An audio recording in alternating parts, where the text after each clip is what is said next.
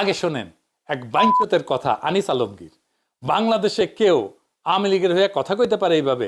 এটা অবিশ্বাস্য ছিল 5ই আগস্টে 2024-এ, কিন্তু এটা হইতেছে। সে কইতেছে বাংলাদেশের 2 কোটি আওয়ামী লীগের নাকি ঘর ছাড়া। শুনেন আপনারা। আজকে বাংলাদেশ আওয়ামী লীগের কমপক্ষে 2 কোটি লোক বাস্তুচ্যুত অবস্থায় আছে।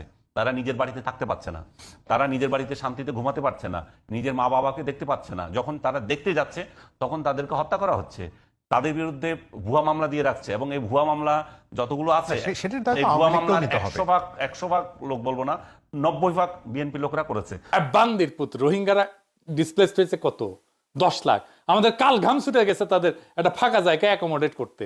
সিরিয়ায় মোট ডিসপ্লেসড হয়েছে কত? এতদিন যুদ্ধ হয়েছে 1,20,00,000। এতদিনের যুদ্ধ আফগানিস্তানে কত লোক ডিসপ্লেসড হয়েছে? 1 কোটি। আর বাংলাদেশে 2 কোটি আওয়ামী লীগের ডিসপ্লেসড হয়েছে। গাঞ্জার নৌকা কি পাহাড়ে যায়? এই আনিস আলমগীর একটা আওয়ামী ফ্যাসিস্ট পান্ডা।